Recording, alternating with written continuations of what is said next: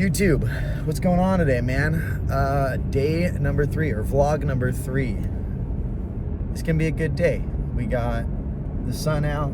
It's 5:45 in the morning. I'm feeling pretty alive, pretty awake. Got a good night's rest, so that's cool. But I'm gonna keep the intro and the outro a little shorter today. I feel like it just makes the video way longer, so I'm gonna try and shorten these vlogs up just a little bit, make them more tolerable to watch. But I'm on my way to the gym. I'm teaching the bow and arrow and the arm bar from the weak side of back today. So that should be okay, should be good. I'm gonna leave a little bit more time for rounds and positional sparring today because a few upper belts are coming to class a little later, around 6:45, like 45 minutes after class starts, just to get some rounds in. So we should be able to get some footage of upper belts this time, which would be good. But yeah, just like all week, my focus is going to be mostly taking the back and looking to attack the back. So had some success the last couple of days using arm drags, underhooks, and passing and forcing my partner to turtle. So I think I'm going to emphasize a little bit more passing and forcing to turtle today. The goal is to be decisive. When I see the back, I should be able to transition to the back. I don't want to stop and settle top position as much. I want to chase the back if I see it. So basically, if their back is off the mat, I'm going to be going for it. I'm going to be trying to get my hooks, trying to establish position, and then looking for attacks from there. And really focusing on maintaining that back position. I don't want to lose it once I get there. So those are the focuses today. You can see the sunrise in the background. Looks all pretty in Que Bonito or whatever. So yeah, we're going to get to the gym, get some rounds in, and have fun. Guys, that's what we're working on today. Let's roll. So into our first round here, guys. I am rolling against a purple belt named Mark. We are about the same height, but he outweighs me by probably 25 or 30 pounds. And I asked him if we could record this round, and he said, yeah, but immediately as we started rolling, I realized this was going to be a little bit of a comp round. He didn't want to get highlighted on video. So he pulls half guard, which he has a pretty good half guard, shin shield half guard, and deep half position. So as he pulls my right leg to deep half with his gable grip there, I cross-face him to keep him from getting close and being able to load his hips underneath mine and start tipping me. I've got my left hand for a post there just to make sure that I stay on top position. I know that the only way that he can sweep me is towards his right, towards that posted hand. And he eventually starts to loosen up as I cross-face and flatten his back out. Makes him let go of the deep half grip and has him reverse back to the regular half guard with the shin shield. He's also got a really dangerous Kimura from the half guard position, so I'm being careful of that. And I turn his knees up to the sky so I can start working a headquarters pass from standing. I'm looking for dynamic passes, trying to force him to turtle so I can look for the back takes, but he's really forcing the deep half position and ends up getting on my hip. Now what I do here is I try to raise his left elbow so I can pull my right leg out and go to like a back triangle position, but he's wary of that, comes straight up on top and starts passing immediately. In order to avoid the pass, I turtle, and he threatens the back take position by driving that knee into my hip and starting to push off the mat with his left leg. He also grabs that Kimura grip, so I can't let him get secure in that position because he's very strong with that control. Now, as he's looking for space here to slide in and take the back, I'm able to create space and roll into my open guard. Now he has a good headquarters passing position as well. He's got really good tension on the collar. So the farther he pulls my chest up, the harder it is for me to maintain my guard and the easier it is for him to start turning his hips side to side and pass. He does lose his base a little bit there though, and I'm able to come up on top and start threatening a Toriando bullfighter style pass of my own, which I get his knees turned and start pressuring in. He immediately goes for that Kimura grip. I tuck my elbow towards my hip and defend it, but he's using his elbow as a base, coming up on his hand and heisting with his left arm, pushing me away, creating space to recover his full shin shield half guard. I'm able to weave my leg out, settle side control, take them out, and he blew his load a little bit here. He's a little gassed, so we're moving on to the next round. I'm rolling with Chandler here. Had to roll with him before. He's a wrestler, a very technical blue belt, and scrappy round. So we start standing, and I'm looking for wrestling takedowns that lead to the back, so arm drags, duck unders, things of that nature, but he ends up giving me his head, and I settle for a front headlock, dragging him down to the mat with a sprawl and trying to get his hips low. My goal is to spin to the back here, but he's holding it on my belt and fighting the neck with his right hand, which prevents me from spinning, and as I go to spin, thinking that I can maybe scramble around. He grabs my leg and comes up on a single, or finishes with a single leg. He is on top here and starting to work a pressure style pass until he stands up and tries to leg drag me. But in order to go look for more back take positions, I tried a baby bolo, grabbing the belt and inverting, but I accidentally put my leg across his head. I'm not sure why I did that. That was a really dumb move because it immediately puts him in a leg drag position, and he starts passing, which forces me to turtle, and he's threatening my back position here. So as I flatten my back and he comes up on top to stay on top, I'm able to scoop under with my left arm and get to a deep half position. The only thing I'm worried about here is the underhook that he has on my right arm. I can't really come up as long as he controls that, and he does have threats that cause me problems. Unfortunately for him, he bases a little backwards and does allow me to just come up on a sweep. The only problem is if I don't protect my right arm, he will triangle me. So I weave my arm in front of his leg, ending up in kind of a double under position with my head really low, looking for a collar grip to pull his legs across my body. He's flexible, so I end up having to reach up, pushing his ankle down, and I'm able to get to side control.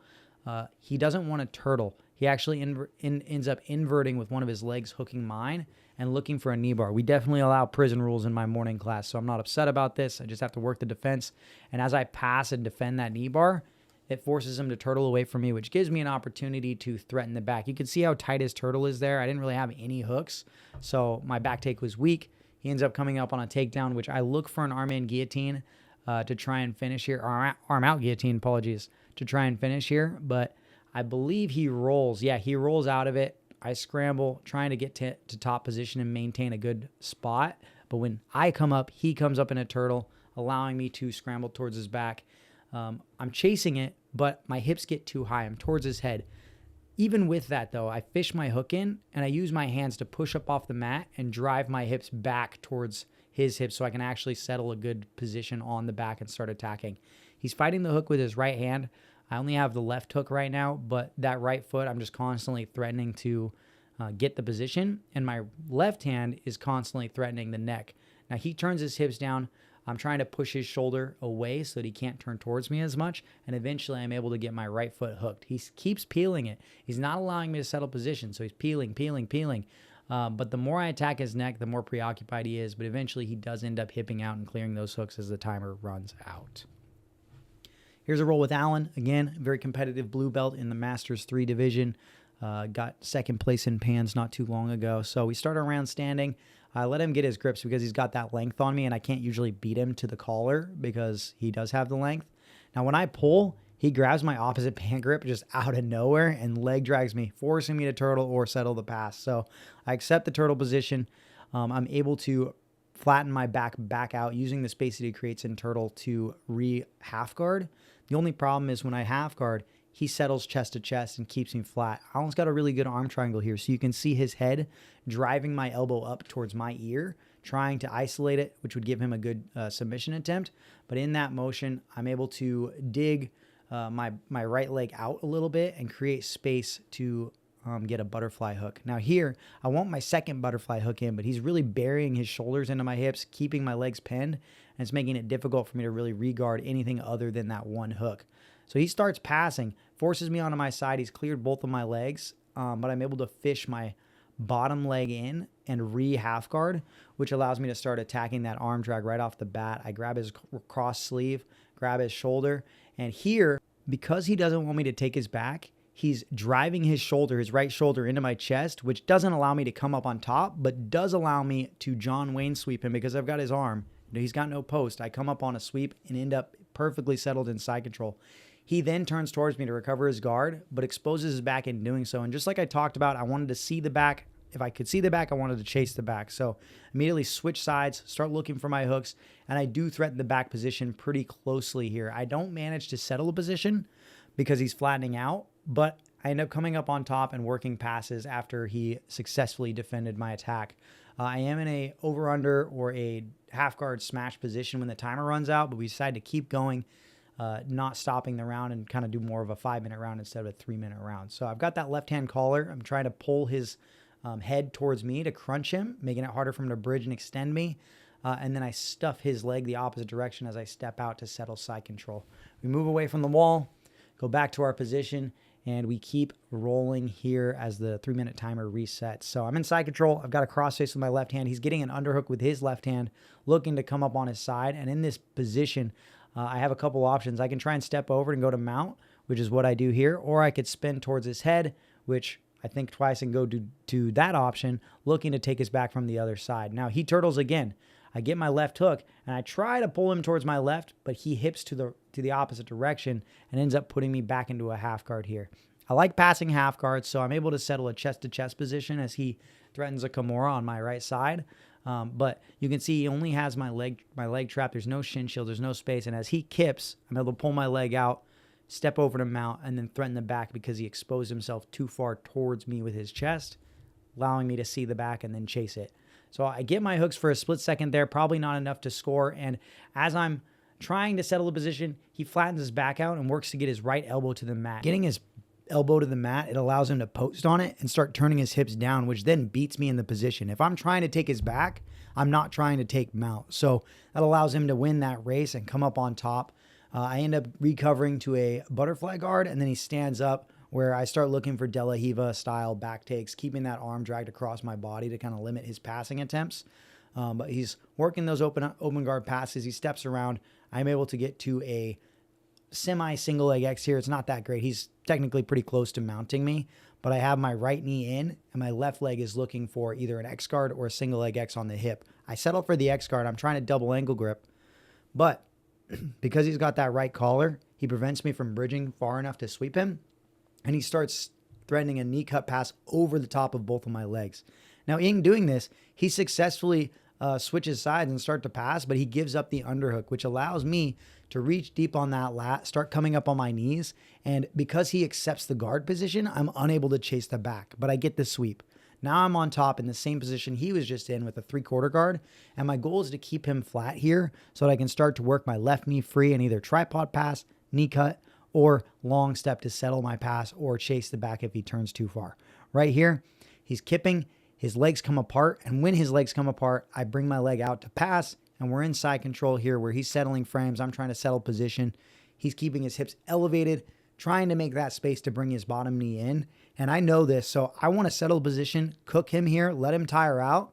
And then if he exposes his back, if he shows it to me, that's when I'm going to chase it. Right here, I should have just let go of that right-hand collar and chased it. But at this point, I am getting a little bit tired. I threaten a little knee on belly here to start to try and get him to turn away. But instead, he turns towards me, which allows me to switch sides, trying to chase the back on that side. But he flattens out, turning towards me to recover his guard. And I am getting tired here. He comes up towards me. I threaten the guillotine roll, but the time runs out, concluding my last round of the day. What is going on, guys? There you have it. Those were my rounds. I did 3 hard rounds today. 1 purple belt, 2 really tough blue belts. And honestly, I didn't have that much success taking the back. Like, today was rough. So I didn't really have a chance to attack from the back very much. That being said, I did chain together a couple sequences where I threatened the back and I scrambled for the back. A lot of those situations were off of movements where I was on top, maybe in side control or passing position, and my partner turned their hips towards me to recover guard, and I stepped over, which meant that their back was closer to my chest, which allowed me to scramble, and they either turtle or I have the chance to kind of gift wrap and roll under to take the back. But yeah, it was pretty tough. Like against Mark, I had like 0 success taking the back. And then against Chandler and Allen, it was very difficult to get them in a position where I could establish the actual back control. But I was able to threaten it a few times, which makes me feel good about my progression. I'm gonna keep working on back attacks probably for the next 2 weeks. But yeah, like I said, I'm gonna try and make these intros and outros a little shorter just because I don't want to bore you guys. And hopefully I continue to get better at the round commentary and just kind of speak a little bit more eloquently with less filler words. But yeah, again, if you are watching these and you make it to the end of the video, I appreciate you. I think that's really cool. I don't expect people to listen to me talk for 25 minutes, but yeah, if you do like this vlog style videos and you want to see more, or you just want to see more of my content, I am going to be posting different types of content, more refined content in the future. But if you want to see that, make sure hit the like button, subscribe to the channel if you aren't already, and stay tuned. As always, stay consistent, go train.